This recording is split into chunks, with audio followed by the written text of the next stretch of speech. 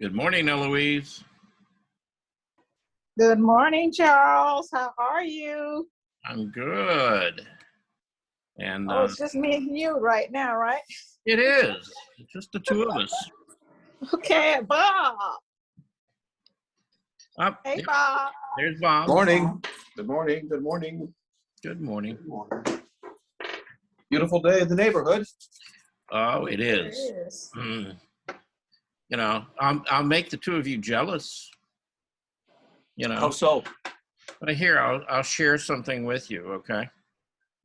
Okay. And I just got a little image sent to me, you know, and there it is. Can you see that? Oh, looks delicious. Oh, I am. I know. Oh, That's, wow. you know, I made that omelet for Maria yesterday, and she's now sitting on the back porch, you know, and that's her breakfast, you know. Oh, that's beautiful. Delicious. Don't you like feel? red flower. Where'd you get those from? Well, yeah, Are those in your garden? No. We had bought some flowers at Publix last week. Oh, So okay. that was some of the ones. But I actually made that little vase, you know, this little vase right here. Oh, Yeah, okay. that's a ceramic piece I made. But That's nice. It looks like it's silver. I'm sorry, what? It looks like it's silver. No, it's kind of a It looks pink. as if it's silver. Yeah, it's just because of the light on it. But it's got a kind of a pink, kind of a mauve-y type glaze with a little bit of turquoise in it. Yeah, I made that a couple of years ago in a ceramic class. Oh, this is a beautiful picture to paint and I call know. it good morning. I know.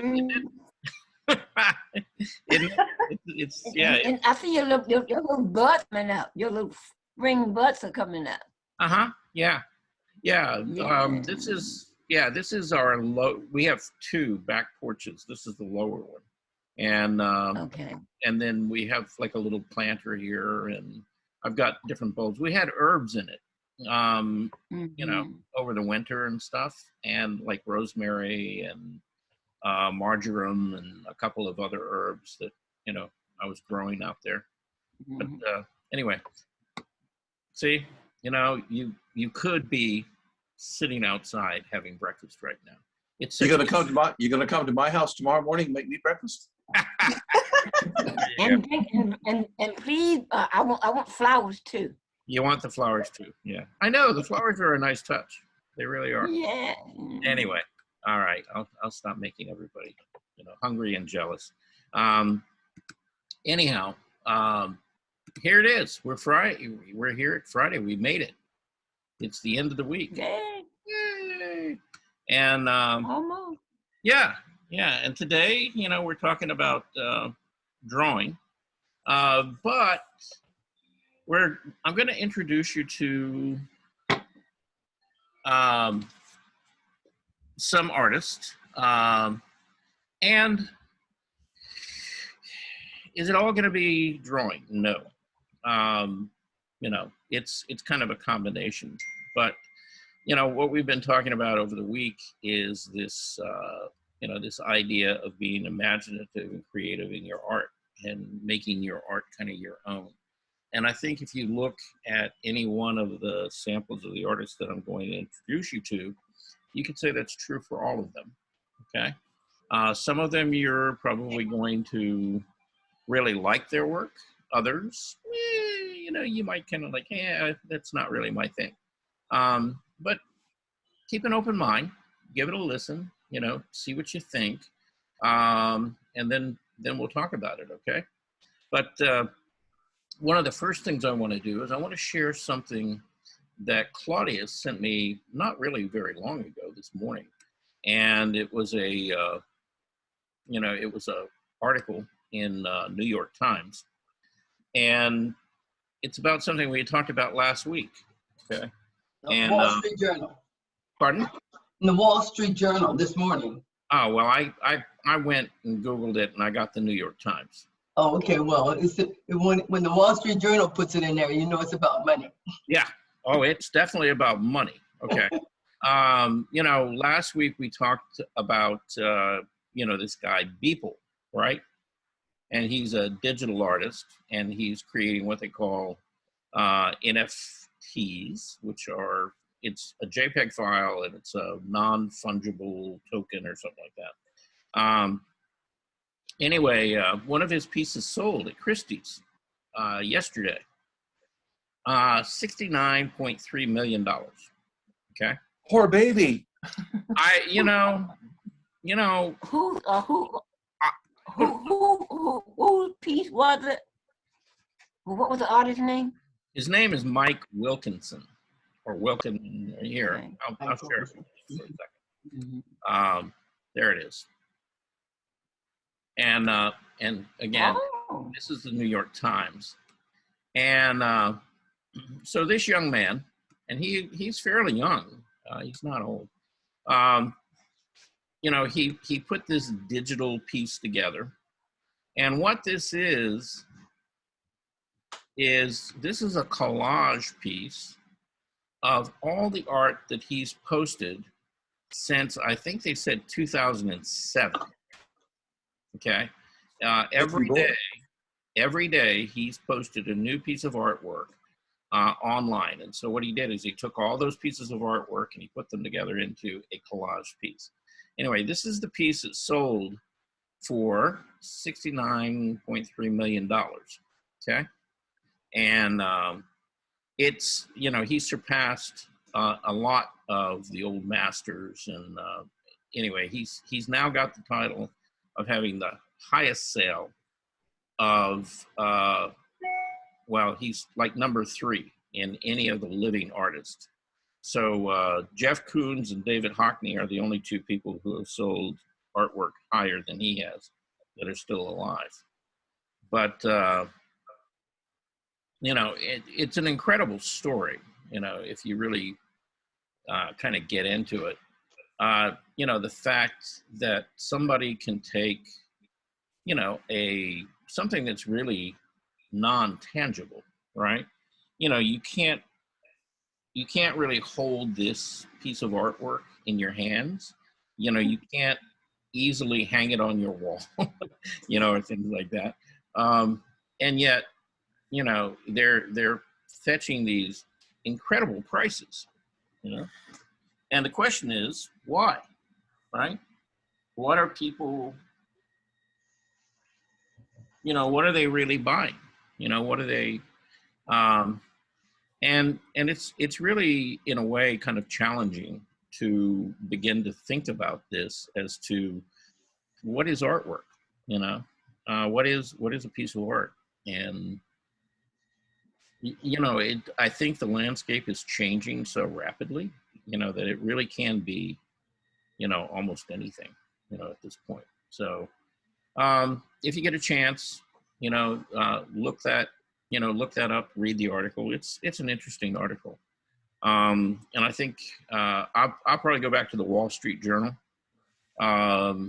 because I think they may give a little better, more financial sort of viewpoint, you know, on art sales like this and kind of what it's doing, you know, out there in the world.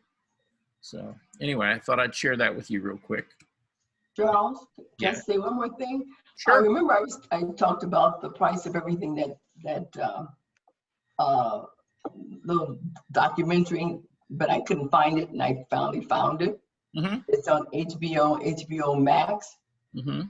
and on Xfinity On Demand. It's a documentary called The Price of Everything, and it features the guy's name, Jeff Koons, who had also got some elaborate amount of money for his very contemporary art here, very contemporary, and Larry Pooms and Simon Dupree. So they are all featured in there, and their work is very contemporary, and how many millions of dollars, and how that market was changing and how they did it. Mm-hmm. So you can see the collectors and everything. So it gives you a better insight as to how art is priced and what kind of art and what's in and what's going on with the art in the United States primarily, and I guess all over the world. Right. Yeah, actually, we watched, if it wasn't that video, it was something Similar to that, yes. similar to that, yeah.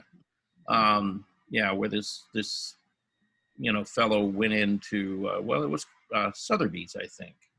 It was either Christie's or Sotheby's. Yeah, And Sotheby's. Mhm. yeah, and Sotheby's. went through one of those auctions and, was kind of explaining how, how prices have just gotten, crazy and astronomical. But yeah, that's, Charles, I've got a question. okay. Sorry, I'm late. I apologize. So that young man that did that so expensive painting, that's just or collection collage of, were they Zoom pictures or were they just pictures that he posted? And how did he collect them to make them into that big collection collage? Well, it's basically just like any other digital image. Once you have a digital image, you can take an application like Photoshop and collage them together, put them together any way you want to, Okay. and That's- make another image, right? Right. And that's what he did. He just Right. he didn't make any new images. He just took all the images he had posted since 2007 and combined them all into one image. That's amazing. Yeah. My question, are they paintings or are they work of somebody else's work or work that he did? No. These are all things that he created. He Okay. created all the work. Yes, he created all of them. And none of them are technically paintings. Right. They're all digital images that he created on the computer. Now, let me ask you this, Charles. I know you have probably hundreds of paintings. Could someone photograph each one of your paintings and put them all together and make a digital art form? Sure. Yeah, any kind of digital photograph at this point can be used and manipulated and combined. There are artists working today, and I'll try to find some examples of them, who are using traditional media like paint, brushes, things like that, and scanning those or photographing them and then taking them into the computer and then using the computer to enhance them and create final pieces of art that are digital format pieces of art.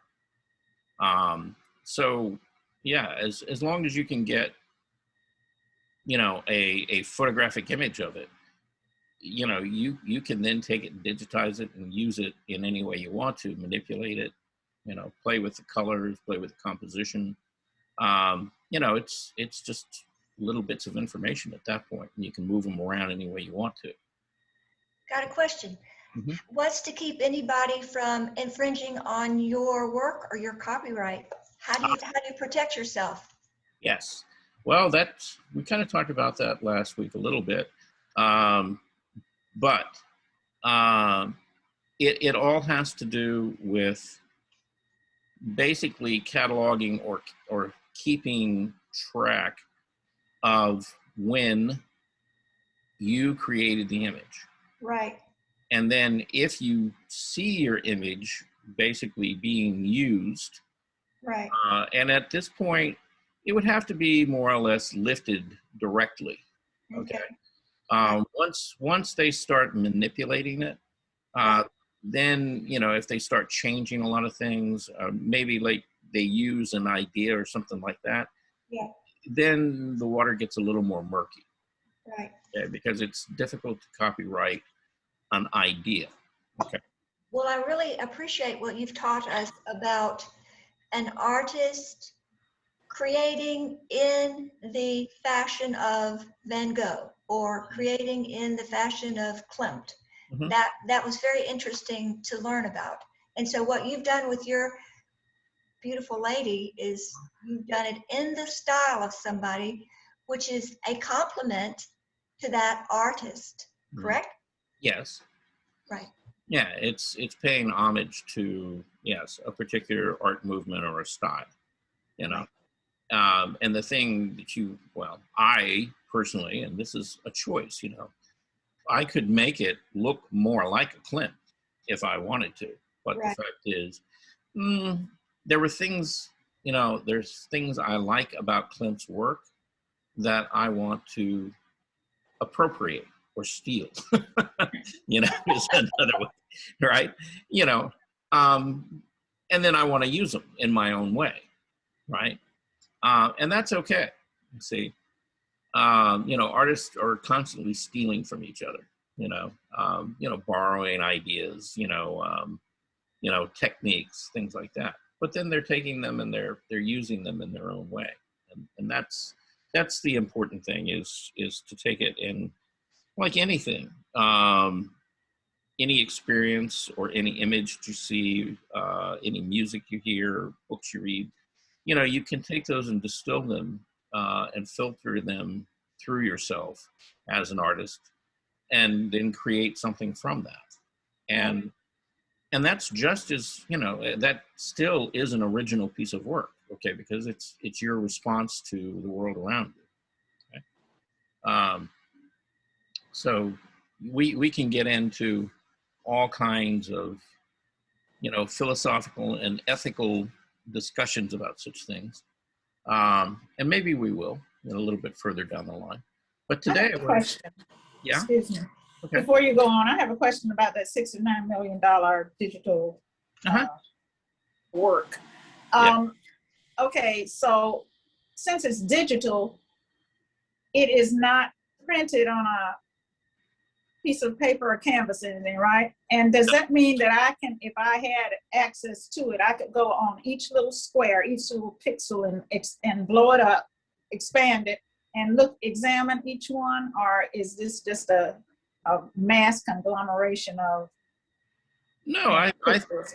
think it's a high enough resolution where you can actually look at each of the individual sections of it, and recognize, the original artwork that was posted. But since it's in the platform that reproductive state, Yeah, nobody else can have access to it, right? that's my understanding. Yeah. Okay. Yeah, that's my understanding. I mean, you can't there's some way it's encrypted that you can't copy it, you can't make any more of them. So how that works exactly, I'm not exactly sure, but Well, I guess it works out pretty well. They got $69 million for it about, so yeah, I guess it not a bad settles that. yeah, Not a bad day's work. not a bad day's work, If it took them a year, not bad. Yeah, I mean, I would 1,000 days or something like Yeah, that. I would take one or two of those days and be very happy, So, yeah, I mean, hey, good for them. I'd be satisfied with a half a day's work. Hey, anytime anybody sells any artwork whatsoever, that's a good day. It's a good day. Amen. That's right. All right. So anyway, let's take a look. I'm going to share with you this this little video clip off of YouTube, and we're going to kind of descend down the line, and I've got some some things to share with you toward the end that you may scratch your head a little bit about, but we'll talk about that. Anyway, this is Steve Carpenter, and Steve does a lot of drawing videos on YouTube. Well worth looking at his process, particularly for drawing, and drawing the figure is kind of what he specializes in. Okay, let's see if I can get this to be okay. Good. Anyway, take a look at this, and we'll talk a little bit about it afterwards. Okay. And what we want here is just a nice, simple design. What I like to do is to get a nice half tone going. I've got a form. I'm going to go in and make my own form. You want to get your hand form. Just try to be as quick as you can be. And I like to just keep that as a form. Okay, this is my edge. Oh, let's get a highlight. There's a highlight down here I can use. Let's just go for it. And keep that. That's my statement right there. The idea is to get these, this becomes an abstract. Charles, can the sound be turned up slightly? Because I want to keep that. The answer to that is I'll yes. just go into nothing here. What is this line giving Here, me? just Do I like hang that? one. Let's see if I want to keep Well, that. ah, That's it. And this is going to be a nice half tone. all right. Let me, let me turn up the volume on this, on my computer and everything that way. Thank you. Yeah. Let's see. Okay, that's all the way up. Okay, let's try it again. Okay. Let's see.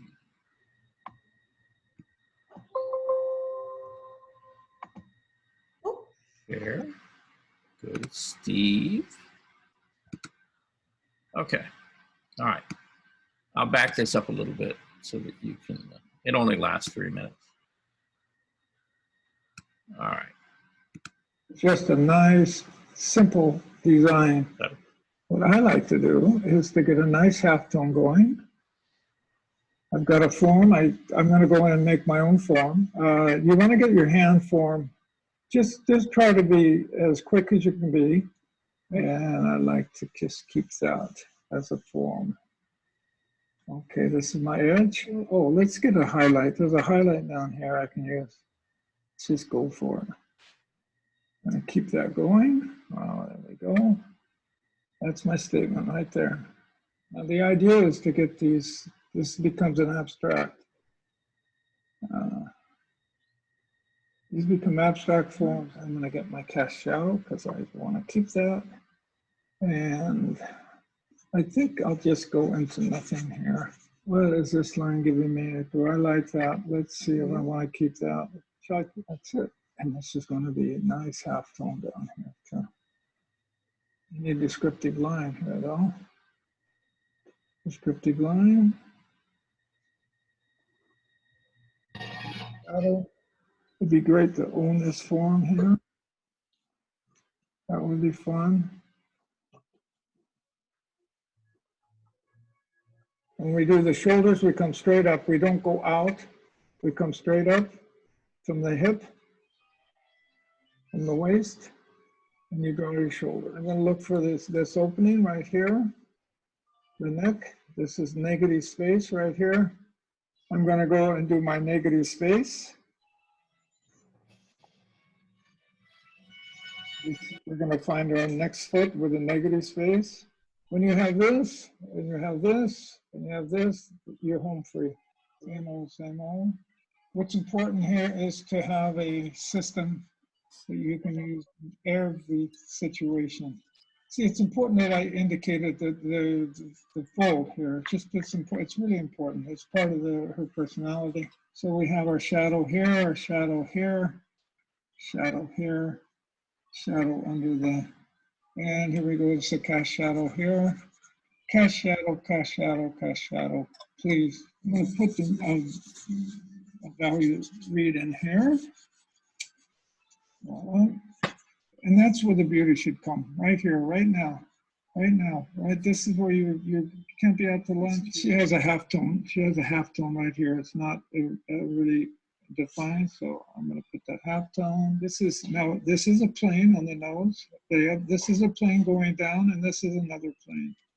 The whole idea is to turn the form, and to have the form, you have to own the form. You bring it out and you turn it away. Everything is unimportant. You just turn it away, get it away from the viewer.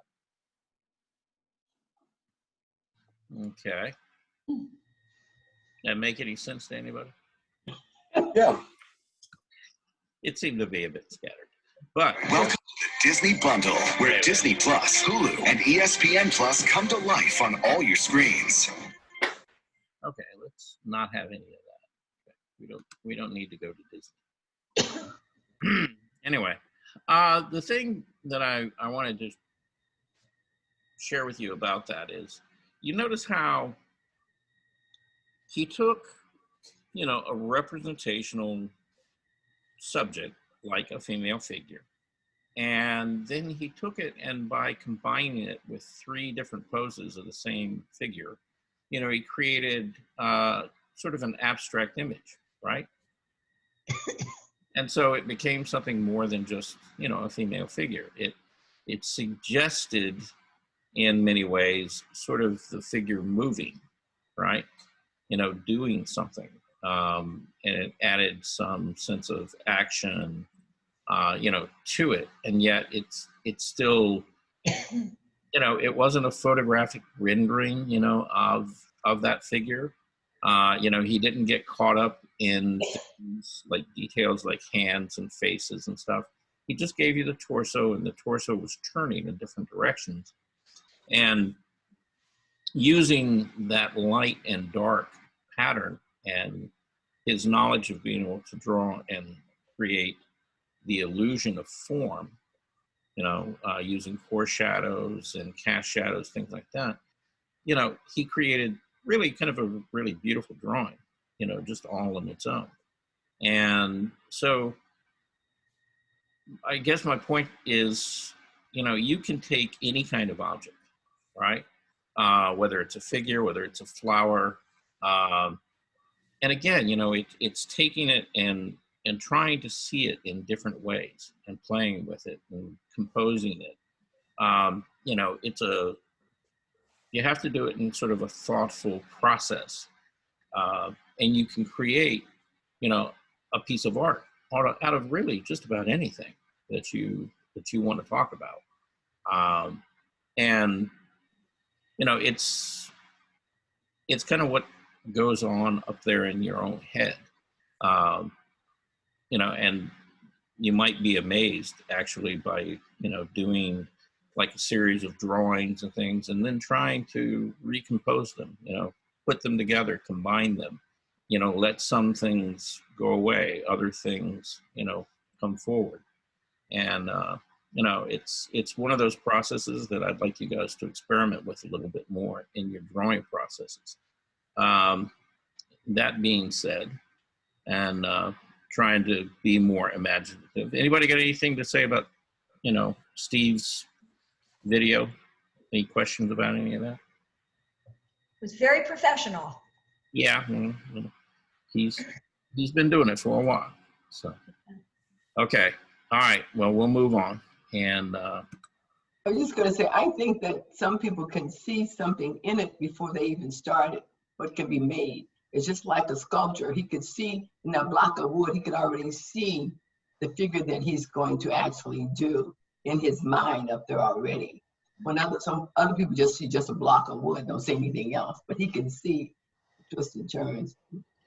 yeah, I mean, I think going into that drawing, he more or less had an already preconceived idea of what he wanted to do, you know, using the figure.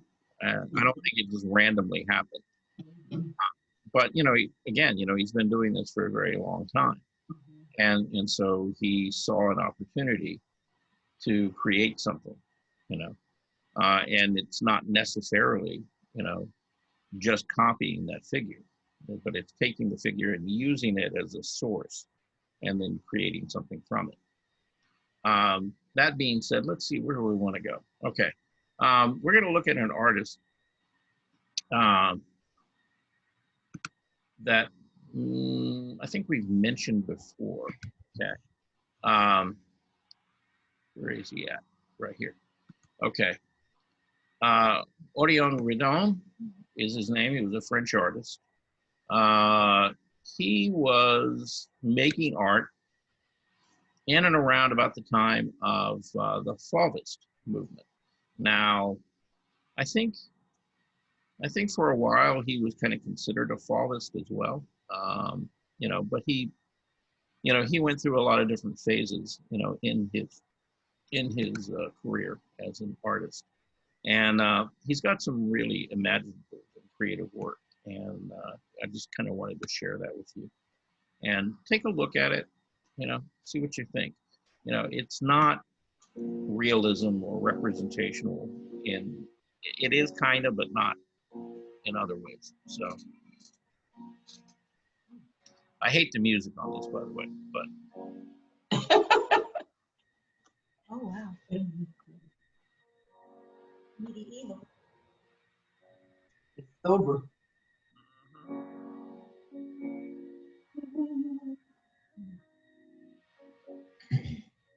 Yeah, it makes me feel like I'm at a funeral.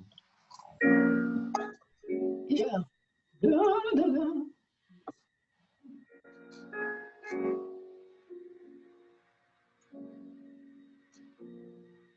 Dark music.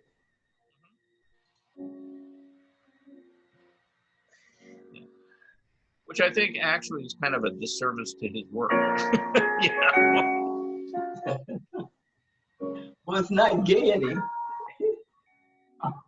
Well, yeah. Good Lord.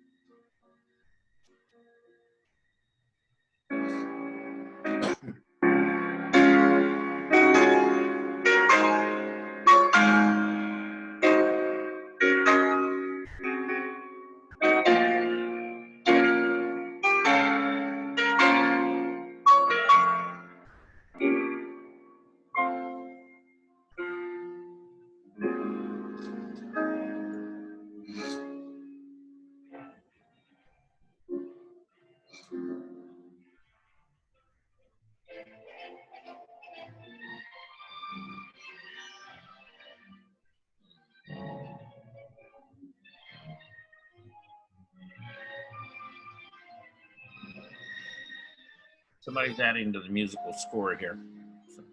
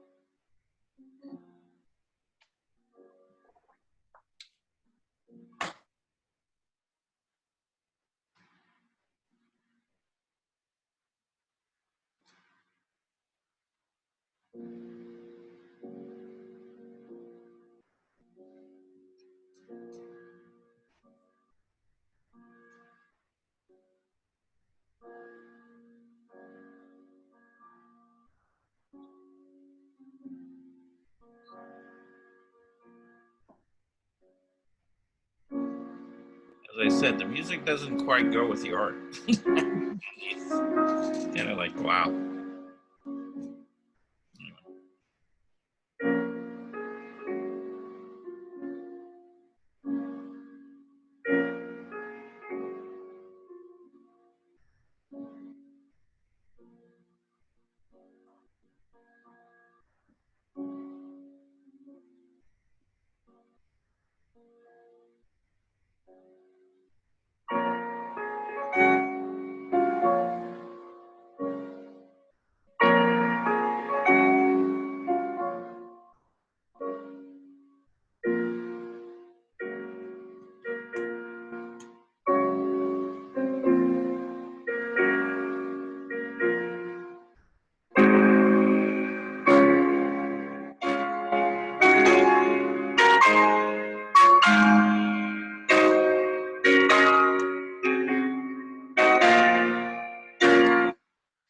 All right, I'm going to stop it there because this goes on for an hour. But Oh, anyway, you get an idea of what his art more or less looked like. And again, he went through a lot of different phases. From really pretty representational. Now, again, he was sort of around that time, right at the tail end of the post-impressionists. And then, the Fauvist, colorist movements, and he kind of went through all those phases. The thing I want to point out to you, though, if you look at his prints and the drawings, they're very reminiscent of another artist who came out of that same period of time, okay, and went on to develop several different styles of art, and his name was Pablo Picasso. And Pablo Picasso was much younger than Redon, and he was in Paris again, like Redon. And when I look at Redon's work, I have to kind of think to myself that Pablo Picasso, one of the first people that he stole from was Redon. Because you start looking at a lot of Picasso's work, and they're very similar, and you can see where he lifted ideas, from Redon and then took it and made it his own, and did things with it. So, again, that's one person, being imaginative, creative, and then other people looking at it, and again, taking it and doing something with it, on their own. And so, there's a lot of different influences going on there. So I wanted to share him with you. I would encourage you, not necessarily to go watch that video because it's somewhat depressing just because of the music. But take a look at some of his work. He did a lot of it. He was very, very productive, very prolific, and he has some really, really interesting stuff. And a lot of his stuff kind of dealt with either religion or mythology, as far as figures go. And Middle Ages, there was a lot of reference to the Middle Ages in there with all the knights and armor and. Yeah, well, that and the classical Greek myths. Right. So, like Perseus and all of those, Greek myths, he sort of redid them all, I believe. So he was kind of, in a way, a reflection of his time, because if you were a classically trained painter in the salon, you were doing historical paintings, right? So those painters in the salon were doing those very same, or reimagining images of those very same mythological stories, but doing it in a very sort of realistic way. Take, for example, like Bouguereau, right? Would have been a contemporary of, Redon's, I believe. But again, you know, he did it in a very different way, in a more traditional academic way. And Redon did it in a much more imaginative sort of way. So, you know, it's looking at art history and how, you know, how different artists, even within the same time, you know, are doing different things and interpreting very similar subjects, you know, in very different ways. So anyway, so much for art education today. Let's move on, because this is a little lighter, a little more fun. You know, we looked at her, well, you know, we looked at a couple of videos of Flora Bowley, and I wanted to share this with you because last week or earlier this week, you know, we saw, okay, wait a minute, let's try that again. Okay, screen share, let's do Flora, okay. There we go. We saw her doing a painting, and she was using a unidentified object, okay? And we were all speculating as to what it was, and it looked like a potato or something. You know, we saw her cutting up a vegetable, and then it seemed like she was using it, you know, as a paint tool. So, you know, this is about intuitive mark making. And so let's see what she has to say. Writer, workshop facilitator, and we're here in my Portland, Oregon studio. And I'm excited to share a little bit about my Brave Intuitive painting process.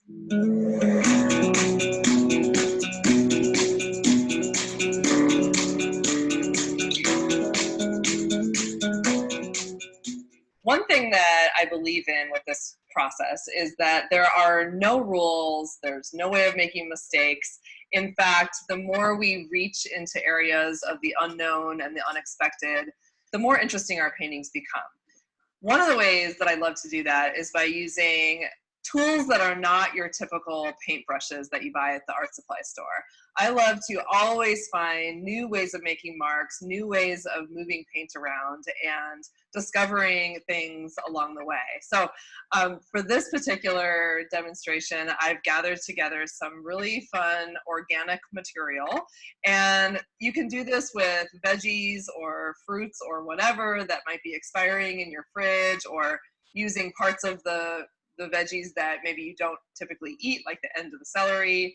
And I've also gathered some things like flour. This is a little pine needles I found on my walk. I've got a little branch here. So really getting creative with your creative tools is a great way to approach painting in a really unique kind of way.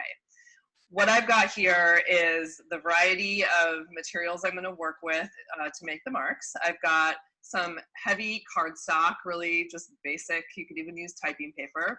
I've got a little knife to do some cutting of the things. I've got a palette, which for me is a little cookie sheet with a piece of glass and a white piece of paper underneath. You can also use palette paper or even a piece of cardboard, whatever's easy. And I've also got a few different colors of paint. These can be craft paints or any kind of acrylic paint. So we're gonna dive in here and do some explorations and see what kind of interesting marks our organic materials will make on our paper. I'm gonna grab some golden fluid paint to add to my palette. This is certainly not the kind of paint you have to use. This is a little higher end paint. You can use craft paint, but one thing I recommend is to use a paint that is more fluid, meaning it's going to flow off of whatever object you're using to make the mark with. If you're using heavier body paint that's more the consistency of butter, you'll probably face some globby, not so easy to work with paint. So I recommend using a fluid paint or adding water or acrylic glazing medium to a heavier paint, mixing that up to a nice consistency where it's going to be super easy to flow right off your untraditional paintbrushes. I'm going to start here with this flower, and I'm just going to sort of dab some paint onto it. I can tell already this is going to be cool. This is something new for me. I've never actually painted with a flower like this. But trying to get a nice amount of paint on there and then just pressing it right onto the paper. Really cool. So this is a great way to make a repetitive design if you wanted to make a pattern on a painting or add a different kind of texture. Lots of possibilities. You can also, that was a great example of just stamping, but you can also move the paint around with the tool in a variety of ways. So you might choose to actually use it more like a brush. And we're using these little cardstock papers just as a place to experiment. I find that they're really unprecious. And so instead of experimenting right on a painting that we might be working on paper like this cardstock is really forgiving. It's really unprecious. So it's a great way to explore and experiment that's not on the painting you might be working on. It's a great way to gather ideas, and then things that feel really exciting, you might choose to later explore in your actual painting.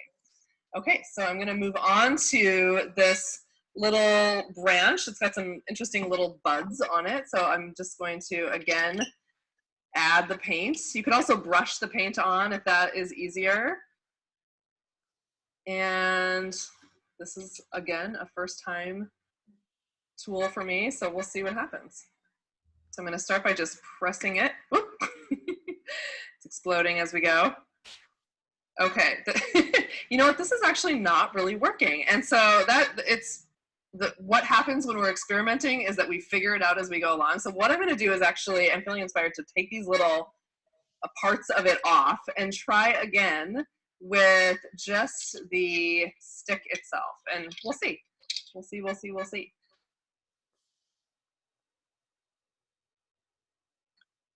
So I'm gonna call this a failed experiment. And what I actually might use this for is doing more etching into the paint, meaning if I was using thicker paint, I could come in and do some really cool texture. So, you know, learning as we go is how we do it. We'll set these aside, and I'm gonna move on to some things that I'm a little more familiar with. This is, as you can see, a potato. And if you have, you know, rotting potatoes, they actually can make really great stamping tools. So now you have a whole nother way to upcycle your food that might otherwise end up in the compost. As you can see, I'm going to take this little knife and make some designs. So we'll start with just a simple triangle. Obviously you can carve up any shape you want, which is really fun because potatoes are really easy to cut. And then I'm dipping it in the paint and stamping an awesome little triangle right onto my paper. I actually love how there's a little rotting little blemish in there because it's creating this little mark that makes, to me, the shape even that much more interesting. So veggies are really cool in their imperfections. I also love how when I first started and I had lots of paint on the potato, it made a really clean impression, whereas the paint started to disappear and cause all kinds of variation, which I find to be really beautiful. Okay, we'll do one other shape. I'm actually just going to use a piece of the potato that was left over from the triangle experiment, and it's a really cool little half circle.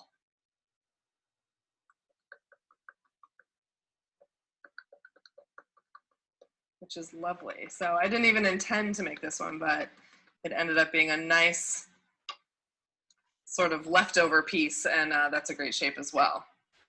Right, moving on, I'm gonna grab this is just a basic mushroom, and I'm gonna tear that part out. We have lots of options here. So I'm gonna add a little more paint. I'm gonna add another color into the mix, so a little magenta next to the turquoise. I'm going to dip the mushroom into both colors a little bit and see what happens. Love that. Totally love that. That is a great mark. I would love to use that in a painting. So making a mental note here, and I could also make a little note with writing if I thought that I might forget what made that mark. I could just make little notes to myself for later. And I'm curious to see what happens if I actually cut this mushroom in half and play around with this cross section. Another interesting shape. You could also work with things like dragging it, which actually makes a really neat, beautiful mark as well. And just for fun, we've got the little stalk of the mushroom. Might as well see what that does. Don't want to waste anything here. Oh, it made a little heart. I didn't. Oh, it's like a heart inside of a heart. That's amazing. Totally cool. And again, as the paint leaves the tool, it totally changes what's happening on the paper. So always good to sort of push the limits of each kind of mark making device. And here we've got another mushroom. I just want to do a quick stamp of this because it's so big and cool. This is a portobello. I'm gonna add a little bit more paint and really sop it up. And here we go. Ooh, so that inner part I'm realizing is actually really cool. So I'm going to make sure I get some paint on there and like really press it down. Ta-da! Really cool. You could do a whole painting just with mushrooms. Okay, moving on to another cool veggie option is our corn cob. This is a little bit of an interesting one, which I'm actually happy about because it'll probably make for some really cool marks on the paper. So I'm just gonna roll it and see what happens. Love it. So such a vast way to make marks and such a unique kind of impression that they leave. And I'm curious to see what happens when I drag it. A little more paint there. Also really nice. So you'll never look at veggies the same way after this, hopefully. We'll switch on over here to a pepper. This is a pepper that has seen better days, and so it's a great pepper for painting with. Well, check out this shape.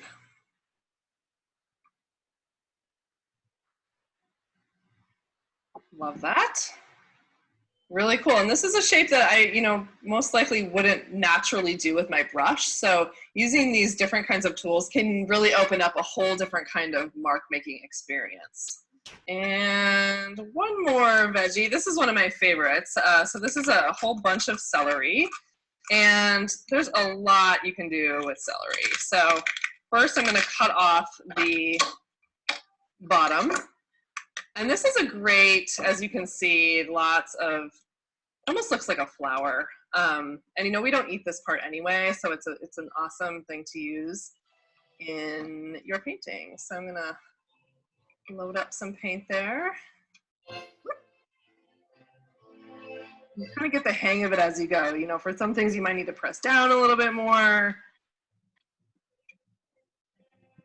And that's really lovely. Obviously, if you cut it not as low, it's just every celery is different. So lots of variation there. And then the celery stalks are another great shape. So let's grab a fresh sheet of paper here and see what happens.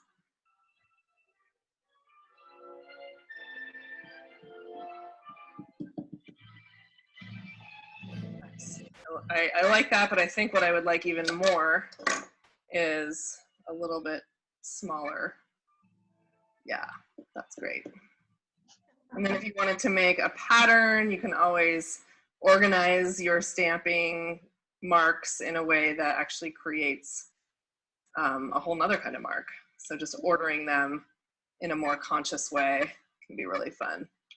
So the world of mark making with untraditional tools is really endless. So I hope that you can start to see things in your life that maybe were garbage or things that you wouldn't think of to paint with in a whole new way and build up an archive of inspiration that you can eventually use in your painting process. There you go. Hi, everybody. Anybody got any thoughts about that? I think I'd rather use the vegetables in the omelet you made for the breakfast. I see. Okay. Yeah. Why buy all those expensive brushes now? You know, you should have told us that, Charles. After we go out and buy all these expensive brushes, we could have used something out of the refrigerator. Well, you could have, you know, but yeah, I think that a stalk of celery is a little bit harder to control than some of the brushes that you use. And they don't really make the same marks. But, you know, if you're kind of experimenting and playing, really, you know,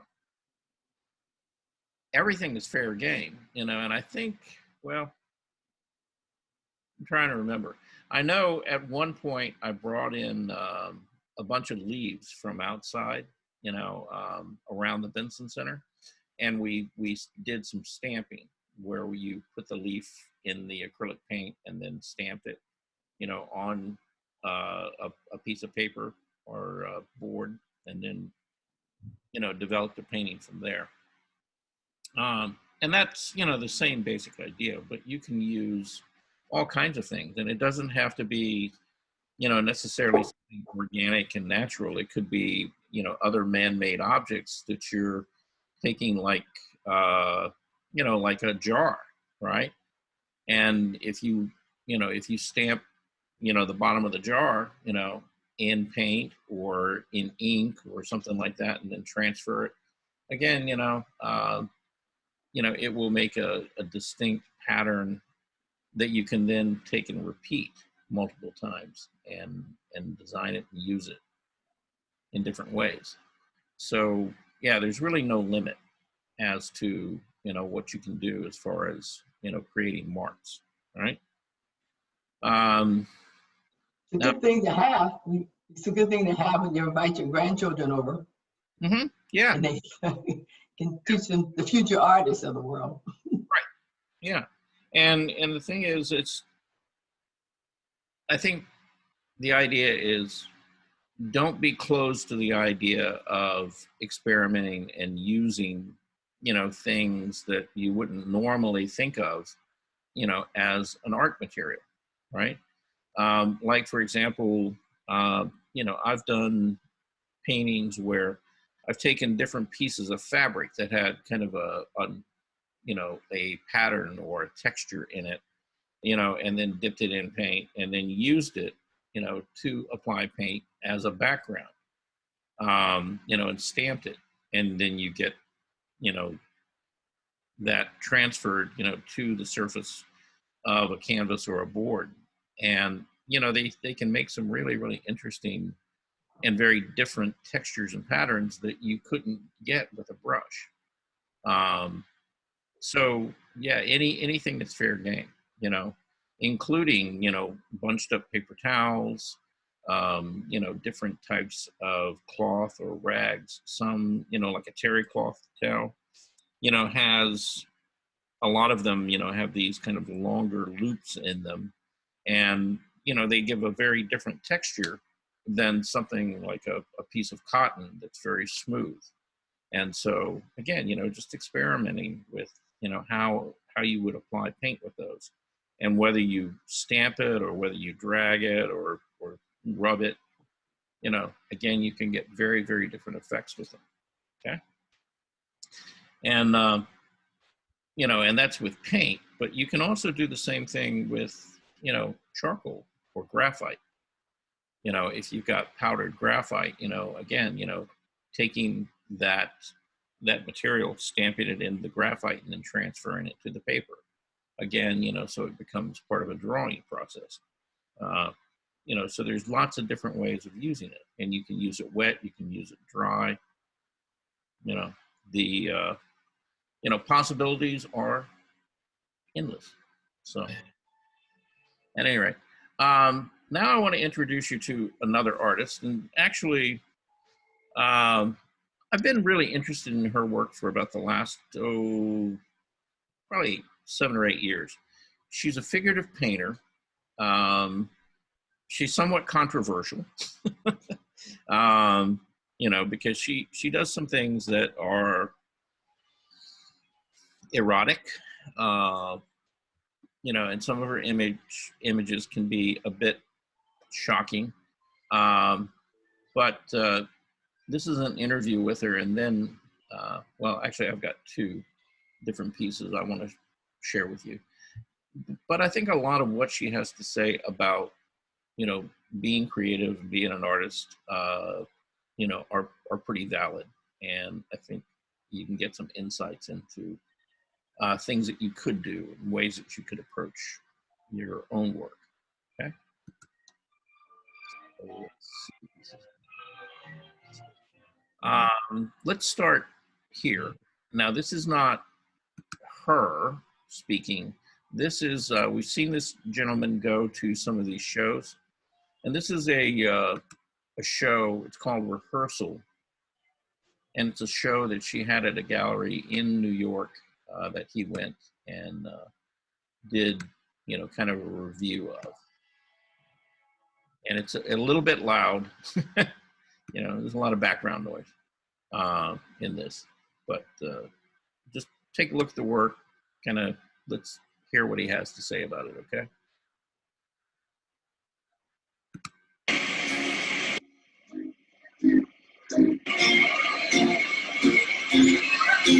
I've been setting up more and you've been working my clothes. You take your teeth to the wrist.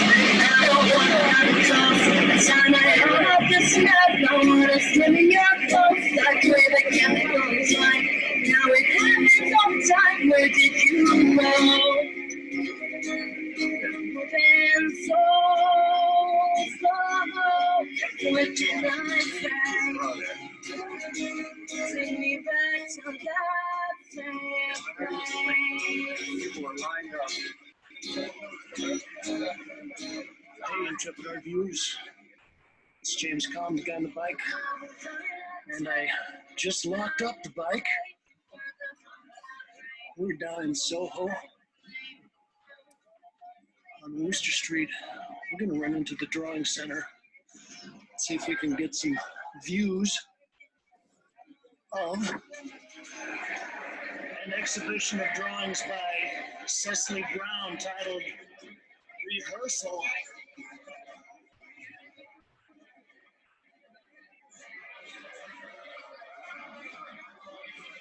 This looks like a massive show, very well attended, and I would say that Cecily would be considered one of the most interesting or most popular youngish painters today. Well, I'll read a little bit from the wall text. Cecily Brown's first solo museum show in New York and the first exhibition dedicated to her drawings, Cecily Brown Rehearsal, foregrounds the artist's iterative reworking of motifs from a wide-ranging arsenal of source material. Prints by 18th century draftsman William Hogarth, pages from annual clip art books, and the cover of Jimi Hendrix's 1968 album Electric Ladyland are just some of the images that Brown renders again and again. These drawings are not studies for paintings, but rather a distinct form of aesthetic inquiry, one that isolates the investigatory impulse that grounds her art in general. I asked the lady at the reception desk if they had a checklist. She said no. So I'm just going to go free form here. We'll move along and look at some of these. It's like a lot of this is pen and ink or even brush drawings, ink and brush. And most of this group, I would say, are probably in the 12 by 15 inch category.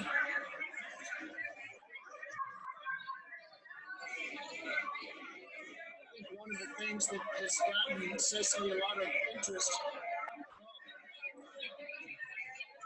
Henry Park Hotel. is explicit sexual images.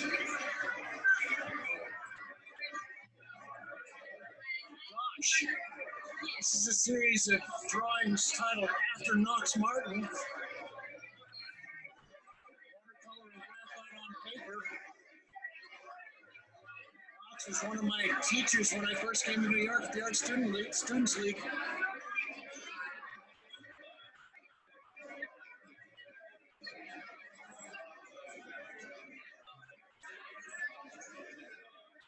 Most of these are watercolor on paper.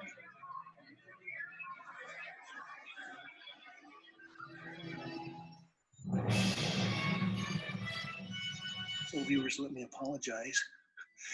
The James Comey report is not called the half-assed report for nothing because well, I started out videoing this and then I realized that my batteries ran out and then I hadn't brought my spares. I was a bad Boy Scout, so I'm back here like a week later to try to finish the report.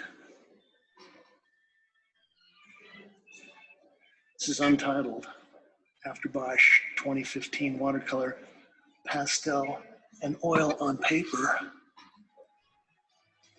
And this might be one of the most impressive pieces in the show. And I would say that this is probably about maybe 40 by 60, 3.5 by 5. And yeah, this is a very heavy watercolor paper.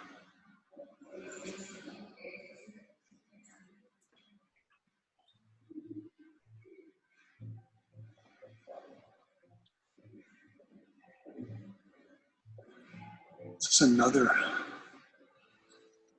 large, impressive piece.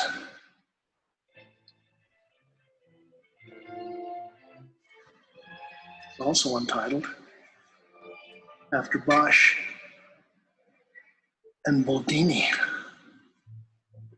Well, I actually chatted with a couple of artist friends over the weekend about the show, and Cecily's got a lot of fans and a lot of people, well, they like the explicit sexual content. Untitled, After Bosch, watercolor on paper. It's probably about 12 by 14.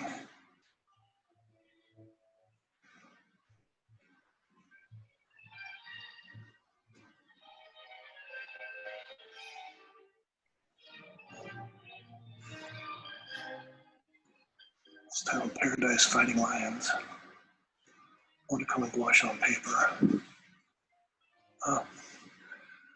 Well, Cecily is one of the glamorous superstar painters, and I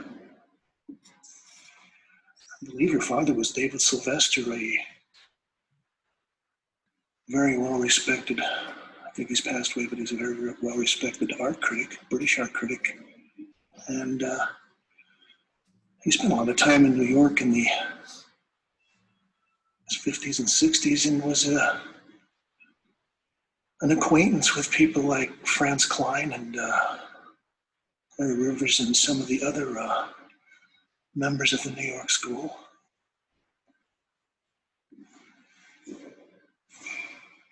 It's going to be interesting to look at how growing up with someone like that as a father might have influenced your, not only your becoming an artist, but the kind of art you're looking at. This is titled Strolling Actress After Hogarth.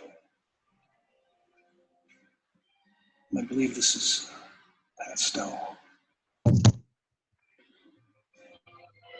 Another big sheet of paper. It's probably maybe 4.5 by 6 feet, maybe. I was it was Quebec a couple of summers ago, and saw an exhibition of the Chapman brothers, and I was impressed with a lot of their etchings and their drawings, and they also credited Hogarth with a lot of their inspirations. This is a whole series called Carnival and Lent, after Bruegel, maybe one of my favorite artists.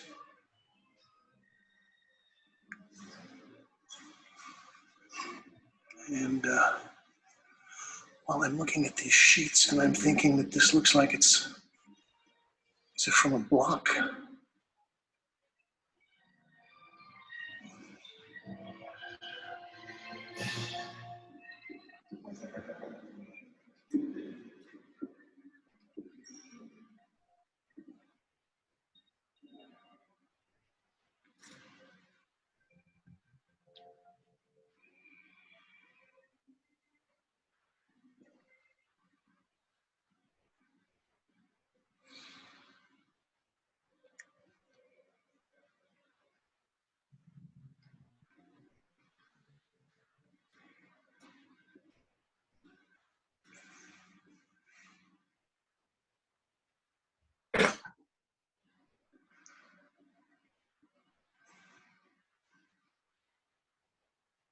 This is also Strolling Actress After Hogarth 2015, watercolor and ink on paper.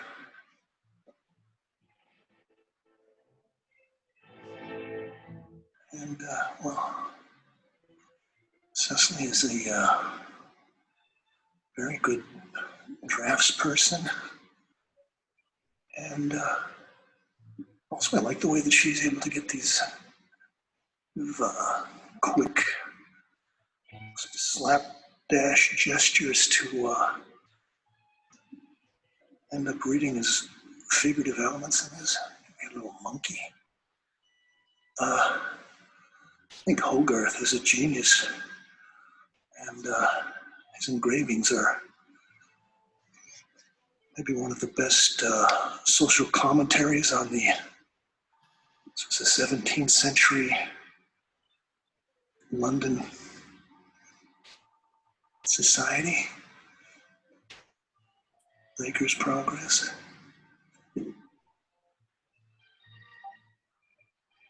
Hello?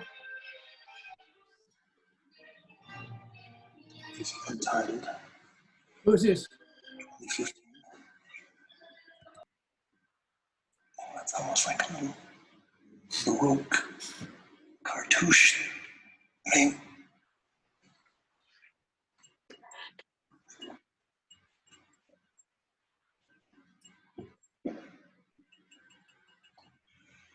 And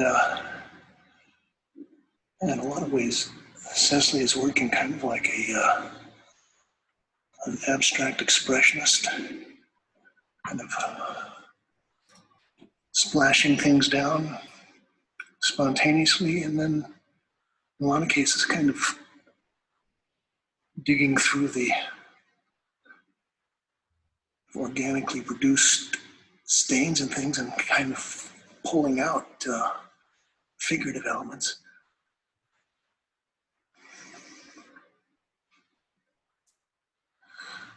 These are all part of an untitled Ladyland series. Hard to watch. And you can see that these are all kind of dealing with the same subject matters. It makes me think of the Ang's painting from the harem.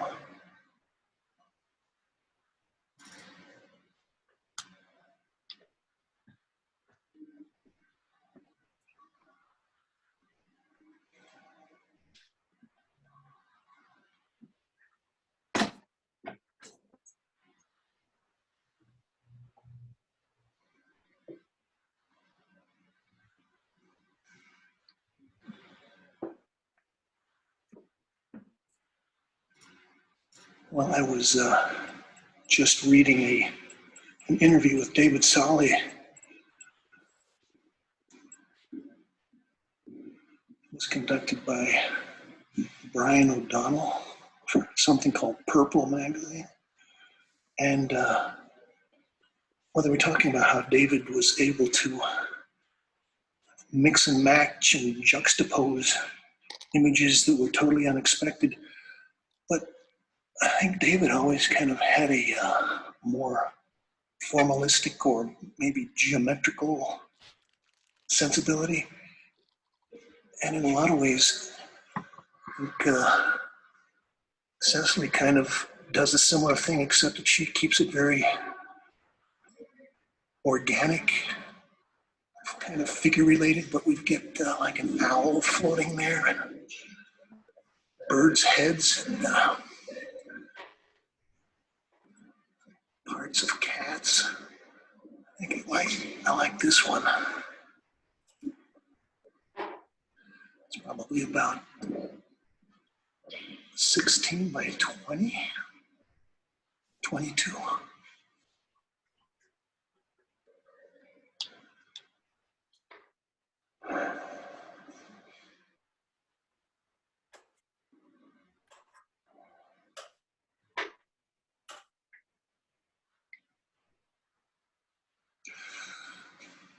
Well, when I first saw this piece, I actually thought there was some collage in there. She's got some nice flat areas, but this is all pastel.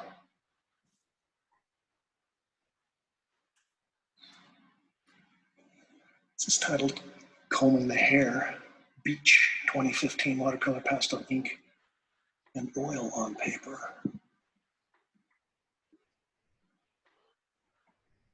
I think that in many ways I like Cecily's palettes, the color that she uses on the paper. It seems in some ways, a lot fresher and less muddy than some of her paintings.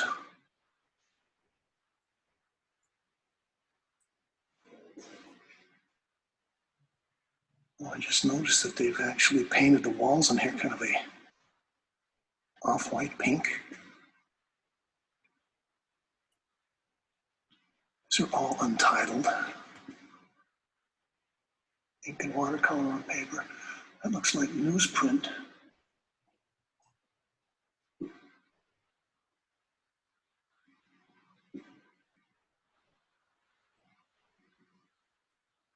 Move the camera too often. I wonder if she's looking at Thomas Rowlandson.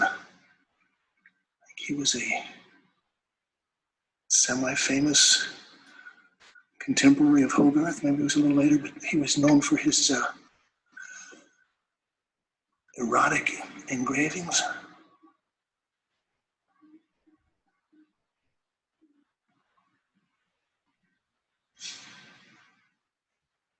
And I wonder if she starts out looking at these in one way and then maybe flips the pad.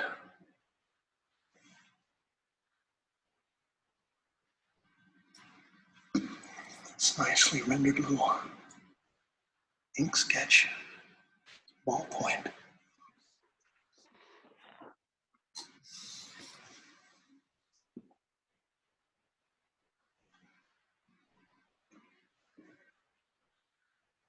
It's titled Untitled St. Anthony, which may also be a little gouache.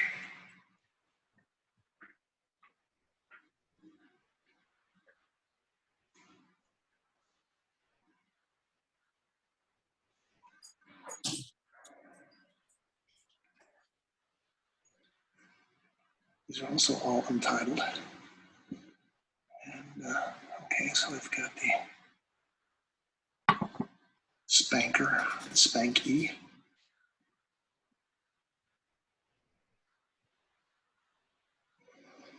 You know, some of these that are more worked up, I like the kind of the grittiness and grunginess of this. So makes me think that she probably kept these around the studio and ground away on them maybe in between painting sessions.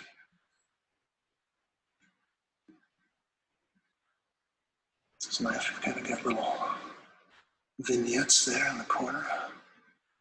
Oh, and this refers to a Degas.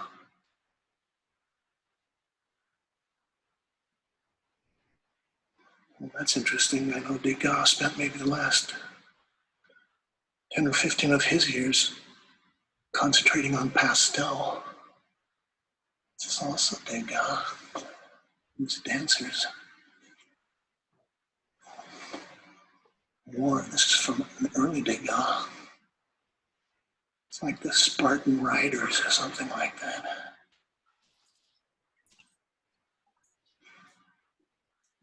We're coming in the home stretch.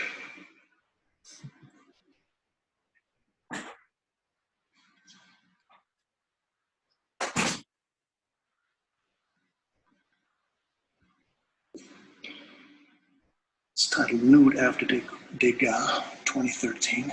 And I like the way that she's using the empty part of the page. And also she's, although it's simple, she's got some nice color things and make a nice contrast there.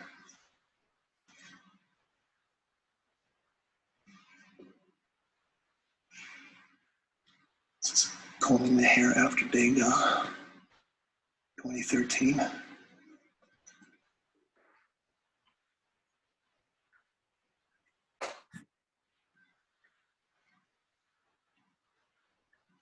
Oh, she does a great job of drawing with the brush.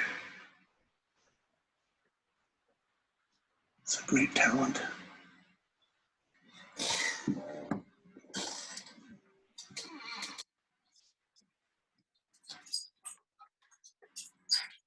Combing Hair After Degas. I'd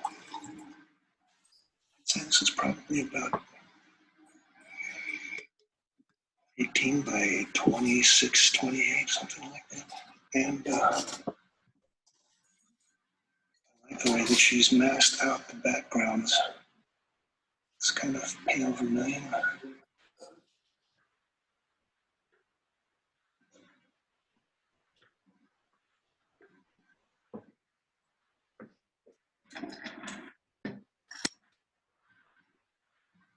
It's Untitled Chambly. This kind of made me think of a monoprint. And well, it's interesting the way she kind of gets these brush stroke gestures in there. Let's look at the sketchbooks. Oh, no.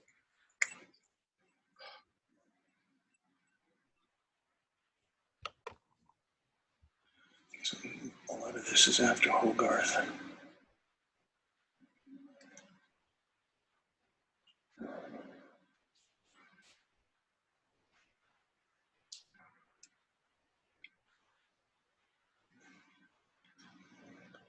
Yeah, there's a wonderful Hogarth piece called Gin Lane.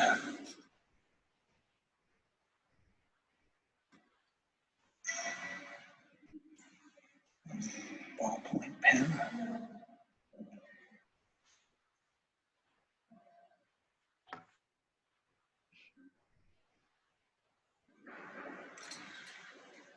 And we'll wrap up looking at this. Oh, I like this kind of intimate little pocket sketchbook.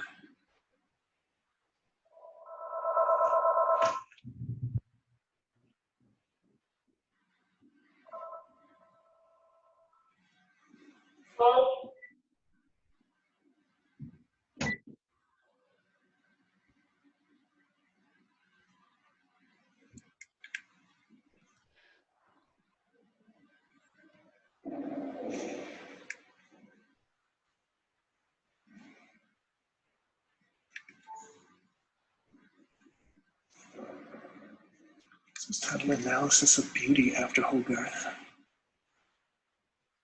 Yeah, I like the intimate feeling.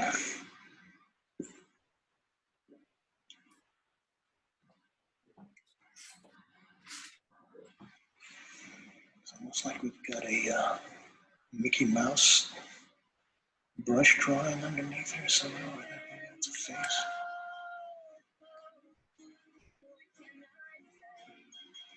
Nicole Eisenman is another artist that does a lot of great work on paper. St. James County reporting on Cecily Brown rehearsal at the Drawing Center.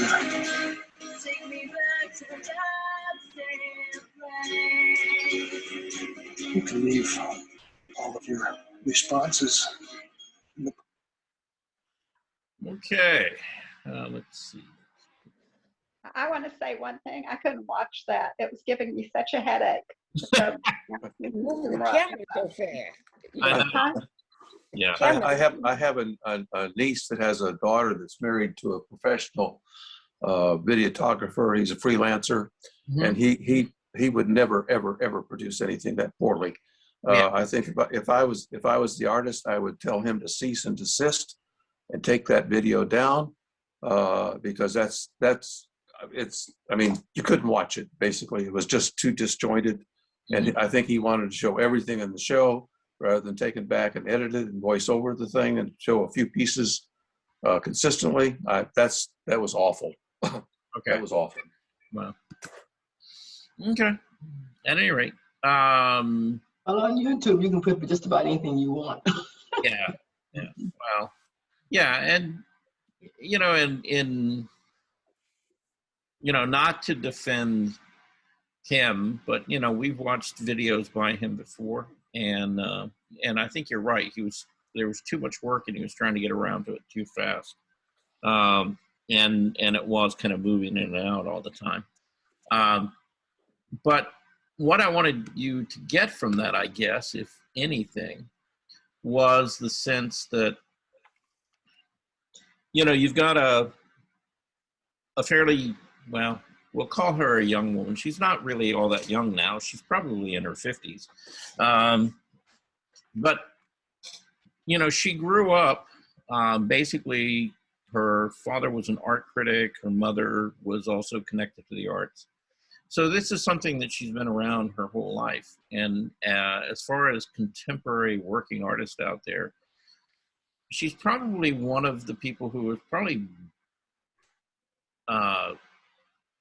as well versed in art and art history of anybody that you could find. And a good deal of the art that she produces is really about other historical, pieces of art.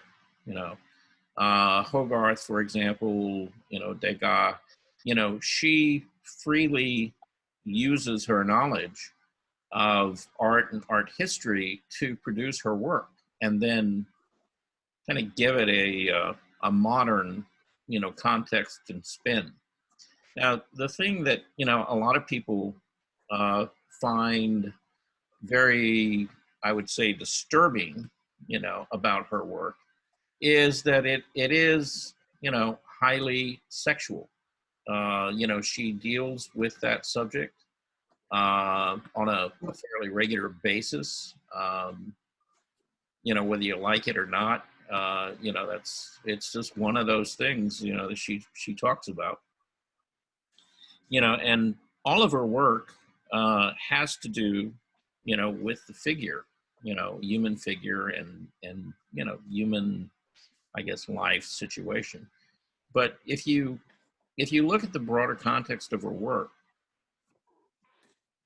and you look at her process, and you look at those sketchbooks, they give you great insight into how she approaches, creating pieces of work. So what you were looking at in some of those sketchbooks were more or less direct copies of Hogarth and some of the other artists, Degas and things like that. And she was taking them and, she was basically copying the art, the original, and then trying to learn it, trying to learn, the different elements, the composition, you know, how the figures moved, you know, in that. And then she would take, you know, her experience of doing that and then create other derivative pieces of work from it. And, you know, if you looked at a lot of the titles, it was, you know, something, you know, after a particular artist, whether it was Degas, Hogarth, or whoever the influence was. And this is, you know, this is a fairly traditional practice, you know, within the art world.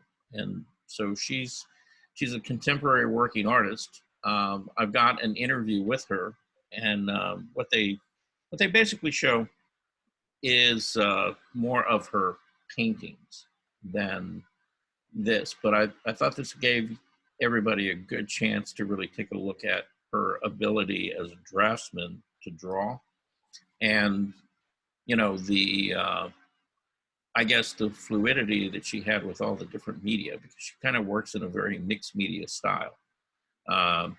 And you can begin, well, you really see it in her works on paper. You don't see that quite as much, you know, when she gets into the process of painting. She's basically I think she's an oil painter, not acrylic. But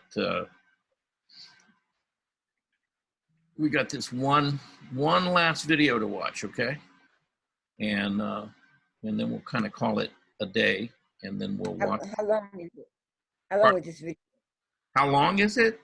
I think it's about 10 minutes. Okay. Oh, good. Yeah, it's not like a real long video. So anyway. It's not bouncing around like the last one, right? I mean, No. I got a headache from that last one. No.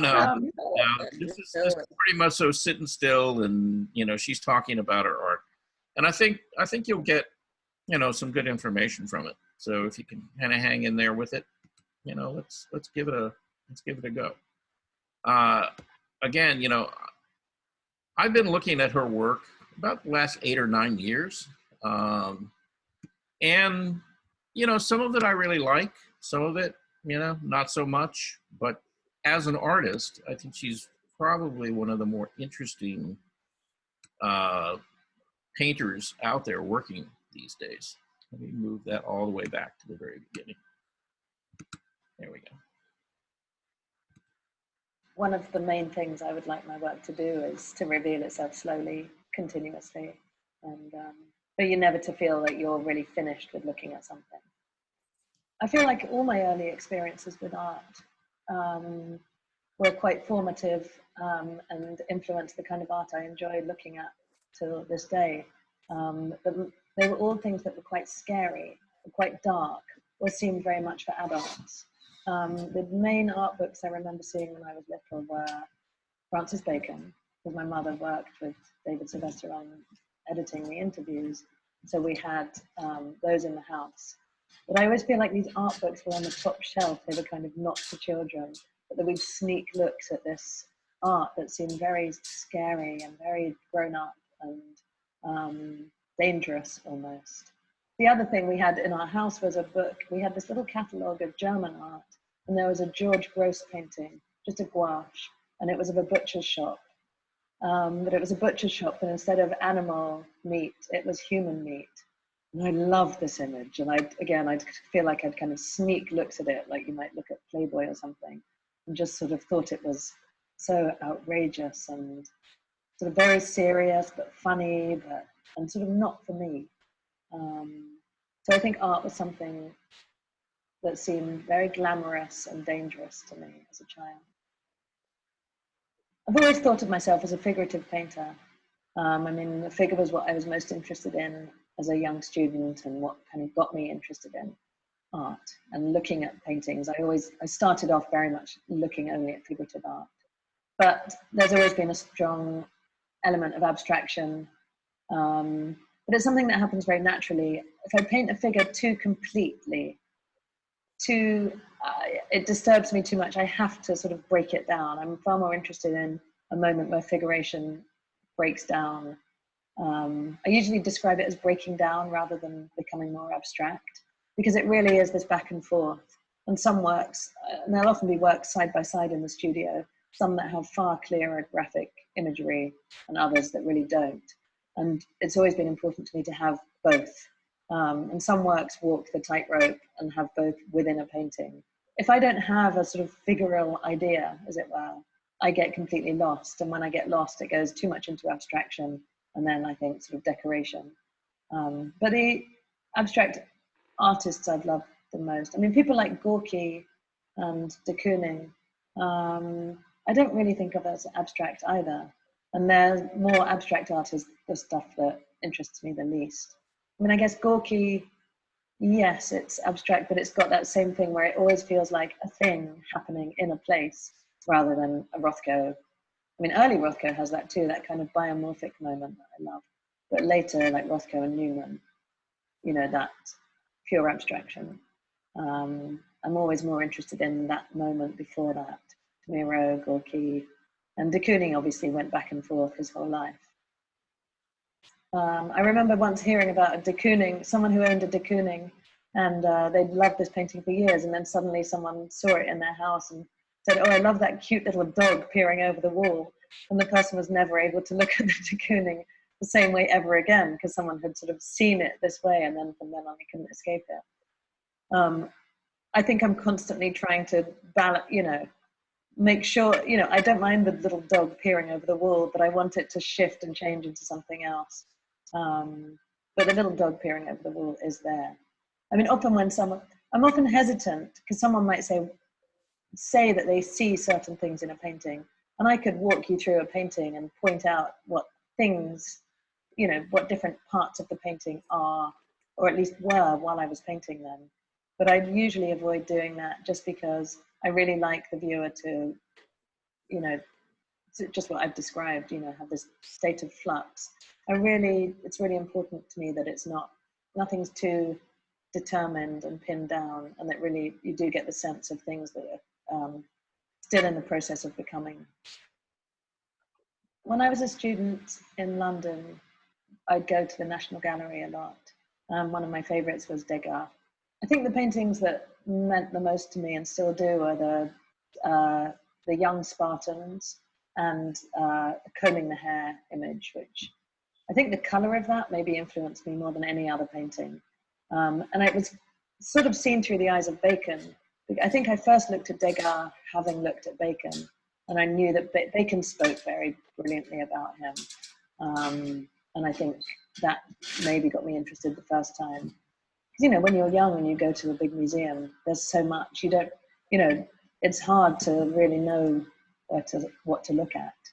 And I always love seeing what speaks to me, but thinking about it, I think the fact that Bacon pointed out Degas as someone who was completely, you know, who had this very moving way of painting the human figure, that he stood out from the rest. The tension of the combing the hair, for example, the underlying sadism almost. I always find there's a kind of menace and a darkness in Degas' work that even if it's not really obvious, there's this angst and darkness basically just under the surface, which I think is there in nearly all the artists I respond to the most. But in this seemingly innocent subject of a young woman having her hair combed, there's this, I mean, I guess from the incredibly bright vermilions, this very intense oranges and reds.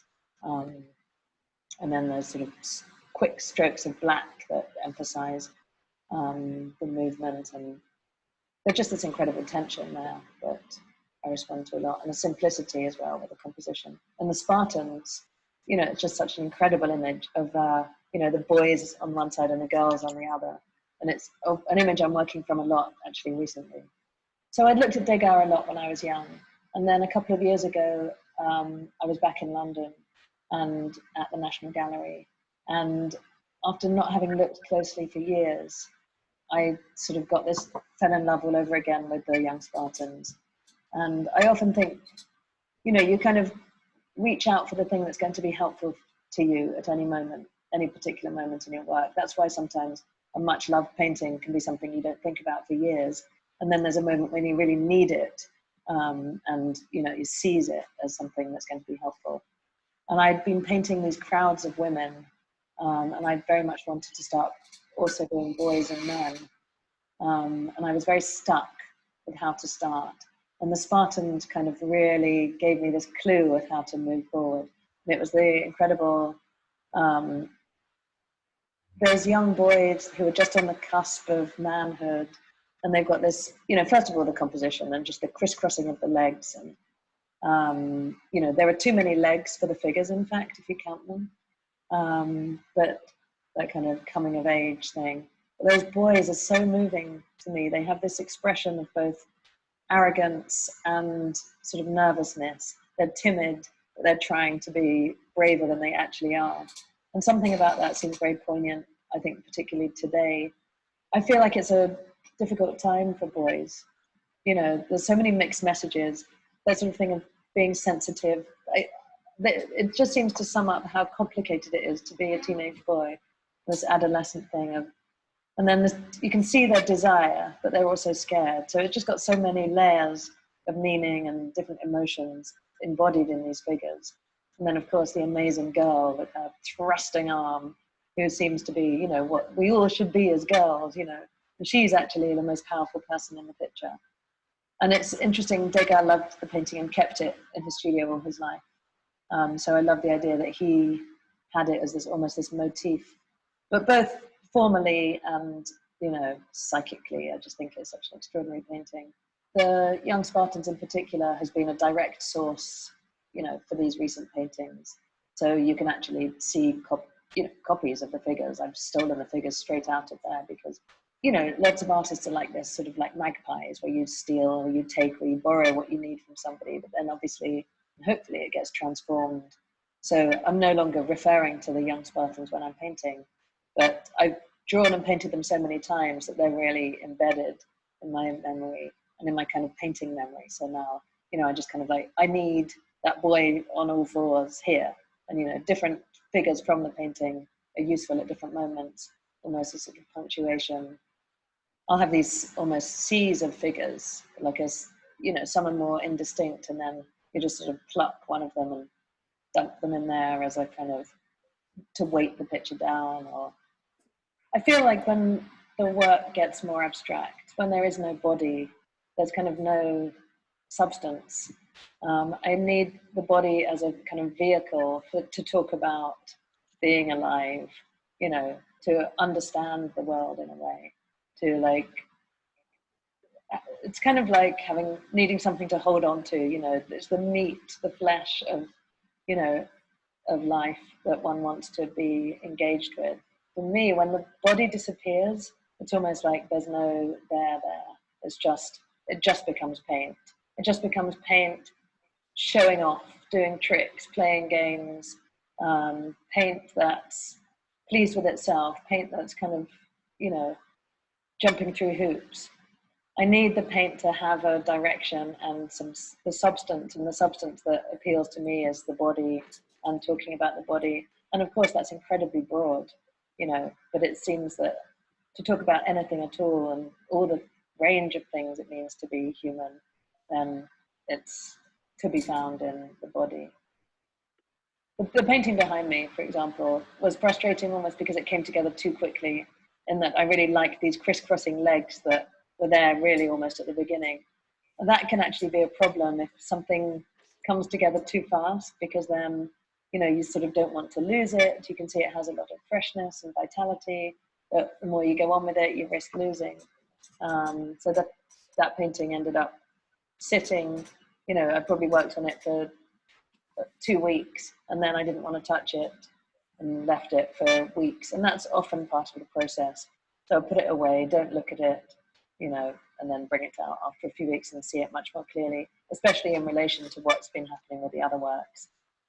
Because, you know, it's always much more helpful for me to have a lot going on at once. Otherwise I get too neurotic and I'll tend to overpaint something rather than, you know, because I'll see problems where there aren't really problems. I'm sure when you're too close to something, it becomes impossible to see it. You tend to think it's much worse than it is or much better than it is.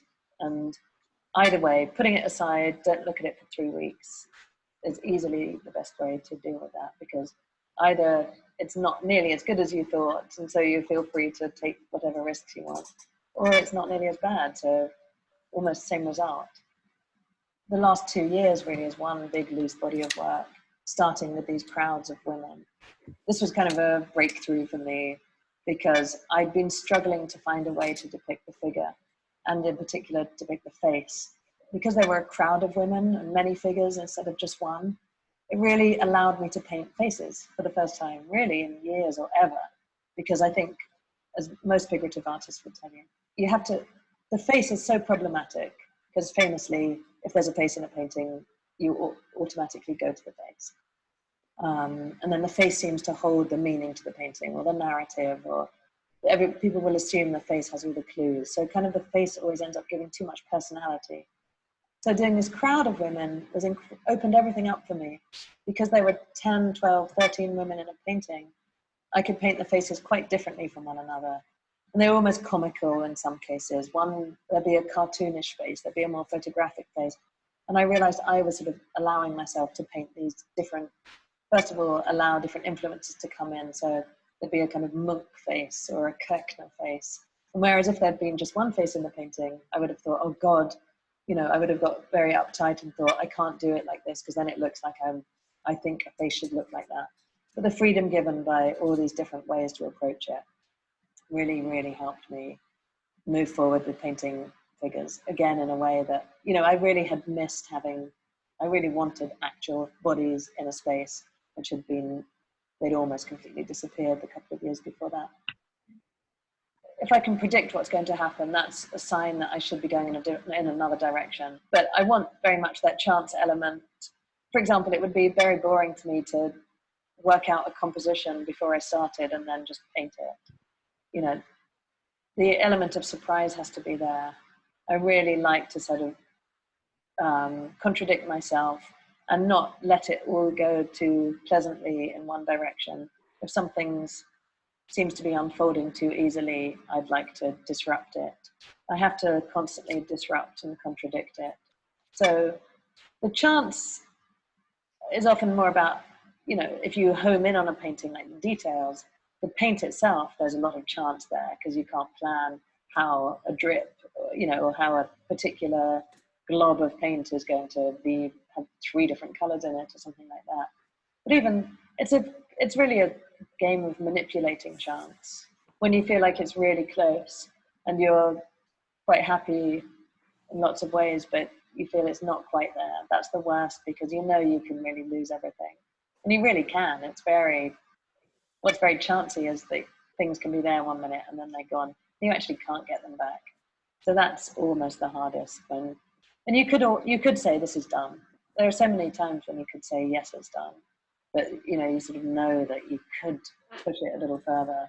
But inevitably, when you push it, sometimes you lose it. So, but a good friend of mine, the painter Charlene von Hale, has this expression about take no prisoners. You have to go into it with this take no prisoners attitude, whether you're just starting or very near the end. You have to be able to risk losing it.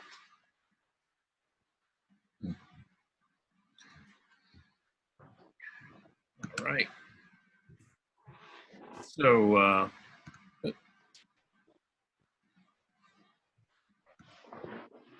what do you guys think of what she had to say? Very interesting. Yeah, you know, the actual interview, it's like when you hear her speak and then you look at her work, they could be very different, you know, from what your impression, you know, might have been if you just looked at her work. You know, dealing with, you know, a lot of really pretty erotic, you know, pretty graphic images. And then,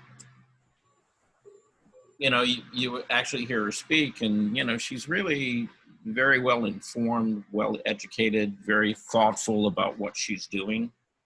And so, you know, I think that's one of the things that make her, you know, a really interesting artist to look at, you know, and the work that she's doing and the influences, you know, that she's working with.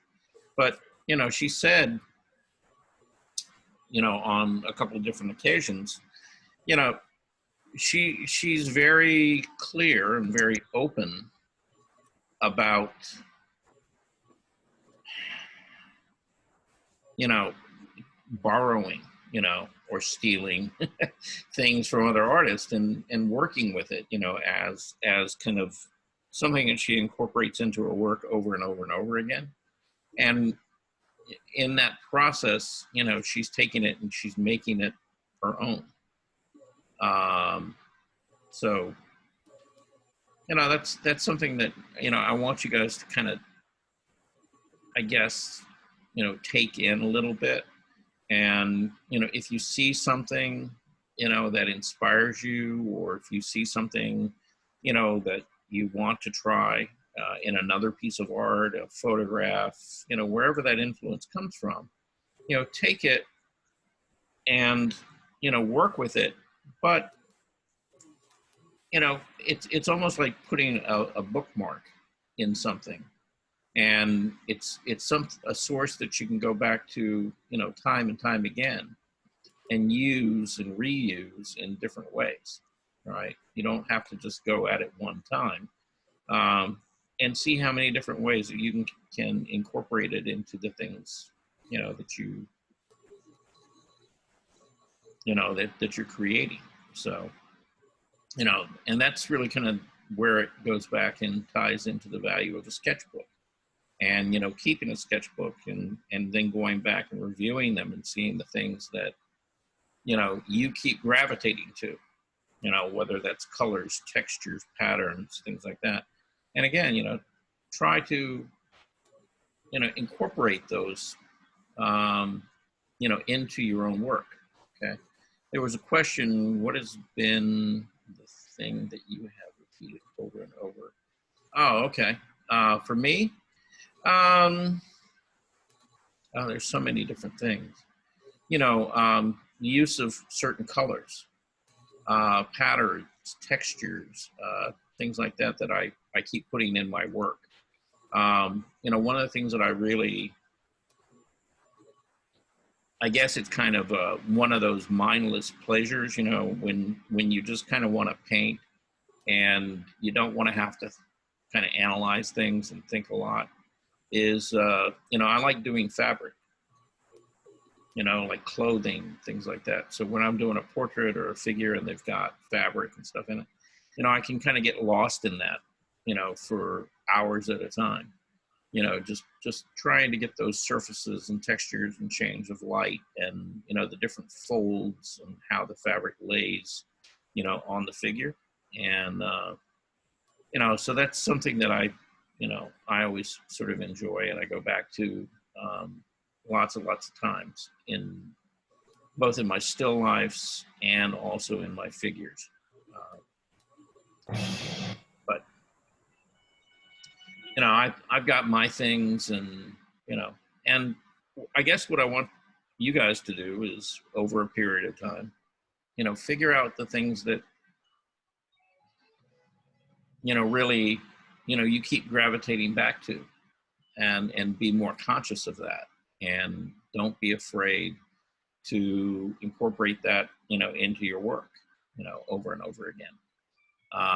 You know, you might, like, for example, really be in love with the color yellow for a while. So, you know, use a lot of yellow in your work. You know, you might like certain textures or patterns, you know. Again, you know, just because you're doing a painting of a landscape or something like that, that doesn't mean that you can't incorporate some of those textures and patterns into that as well. It doesn't have to be, you know, something that's, you know, photographic and constantly representational, you know, in the sense of a visual image. It's more about capturing sort of the mood or the feeling and how you feel about that thing. And so, you know, the door is pretty open, you know, as to what you can use and how you can use it.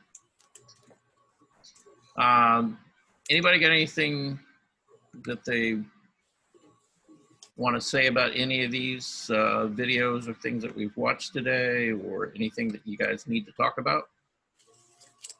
Well, now I can see when she was doing her drawings and everything that she was still using a lot of those paintings from the old masters and some of the work that they did, because even some of the spiritual work, you saw a lot of sexuality, but she modernized it all, brought it all forward, and it looks something totally different. But we go to the museums and we see that all the time. But she knew how far to push the envelope, because she had already seen these things had already passed the historical test. And she was able to then do that artwork, but modernize it for the new generation or for American artists, American art. That might not work in London, but it works in New York. Yeah. Well, other than the fact that she's wildly popular, you know, pretty much so internationally now. You know, she's got a very successful career.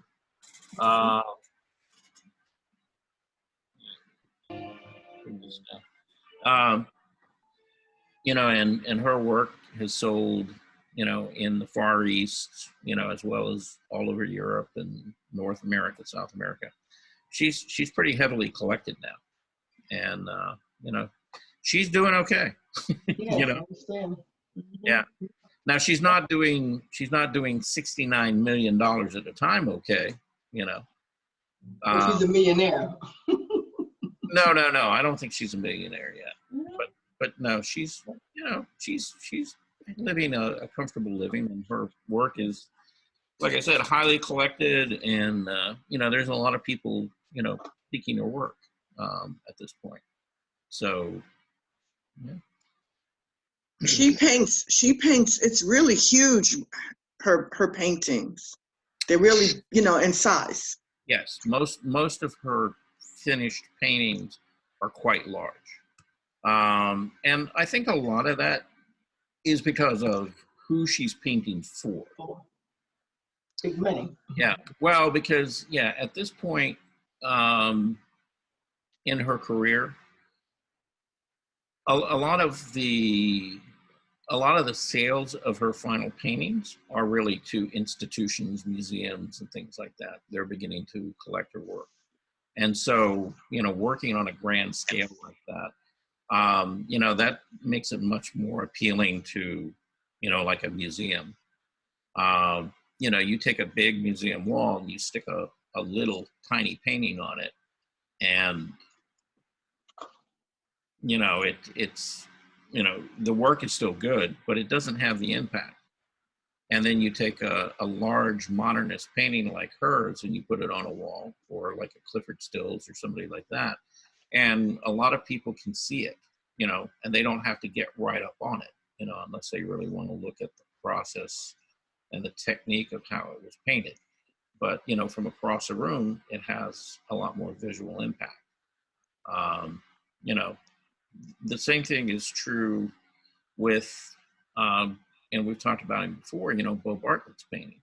You know, the reason that Bo really started off painting quite large, you know, even though he's doing, you know, very realistic representational art, is he wanted that scale, you know, he wanted the visual impact, so that, you know, as you walk into that room and look at that painting dominates your visual field, and it pulls you in.